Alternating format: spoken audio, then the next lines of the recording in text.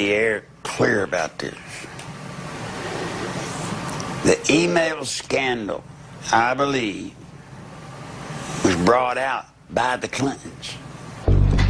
Now, I would be pleased to talk more about this important matter, but I know there have been questions about my email, so I want to address that directly, and then I will take a few questions from you. You see, we knew running for election, you never want to run as the anointed one. You always want to run as the underdog. Now, it's kind of hard when you're building Hillary Clinton with all the hoopla and who they are now. How do you get to be the underdog? If you look at the email scandal, where did the email scandal come from? The New York Times. The New York Times has never been anything but a PR firm for the Clintons. Even if they had it, there is no way the New York Times would have broke a story about Hillary that could do damage to her. But look what she's done. They have used the email scandal to catapult them into an underdog status. Now, as we get closer to the election, when you get through the primary and you get into the general election, I can tell you, New York Times, read my lips. Go ahead and write the article. It's probably already written. Right when they get into the general election, you know what they're going to say? They're going to say, oh, we've checked all this out, and it turns out there was nothing to it. That's what's going to happen. It's all used to stage Hillary. Now, if you don't believe me, remember when Hillary ran against Barack Hussein Obama. She should have used our system then, but she didn't. She came in and she was the anointed one, and he whooped her. She's not making that mistake this time.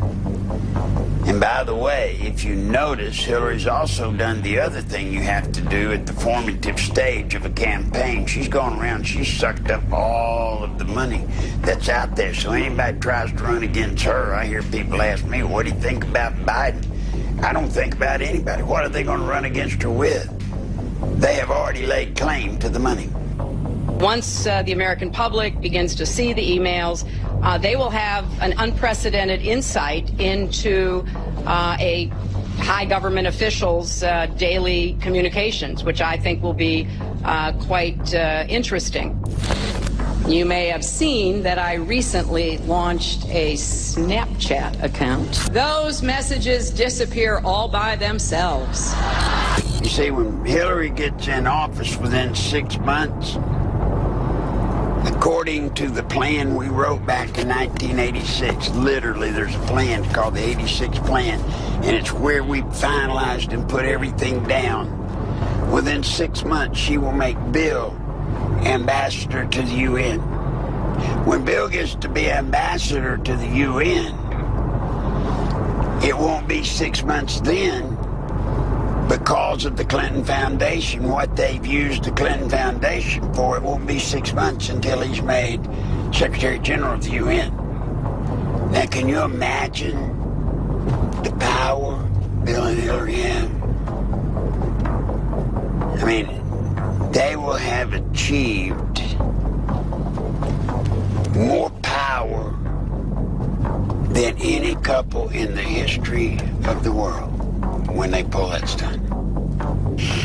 On January 20th, 1993, William Jefferson Clinton became the 42nd President of the United States. At the time, most Americans were not aware of the extent of Clinton's criminal background, nor were they aware of the media blackout, which kept this information from the public. As State Attorney General and later Governor, Bill Clinton in 12 years achieved absolute control over the political, legal, and financial systems of Arkansas. As president, he would attempt to do the same with the nation by bringing members of his inner circle with him to Washington. The hijacking of America was underway, and its impact on future generations would be incalculable. It was years ago when I was picked up by a man named Mr. Whit Stevens. And Mr. Whit was the brother to Jackson Stevens, and they were the kingmakers in Arkansas. So they called me one day and said, we need to meet with you, and I met with them, and they said, we need you to take a look-see at a guy that we think we can make governor, and we want him to be the youngest governor in the history of the country. So I agreed, and then that's when I met Bill. When I met with him, it was kind of weird because I was talking to him and he was chasing after the waitresses. And I would try to get his focus, and all he would do is just chase after the waitress. Just watch, man, I want some of that, man, I want some of that. And it just went on and on and on. And finally to the point where I had actually gotten a little bit perturbed about it and said, man, listen, we got to figure this out. Oh, yeah. And he was Attorney General at the time. And so I went back the next day to Mr. Witt and told him what I thought. I said, Mr. Witt, this guy is a sexual predator. He's not just a womanizer. I mean, I'm telling you, this guy's sick. And he's a pathological liar.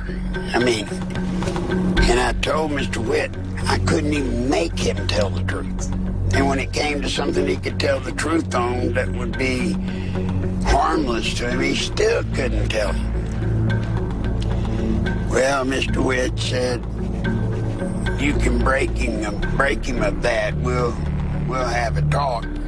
So I figured, what the heck. Couple, 3 weeks passed. They met with Bill. Apparently they got everything worked out the way they wanted it. And he was in the game running for governor.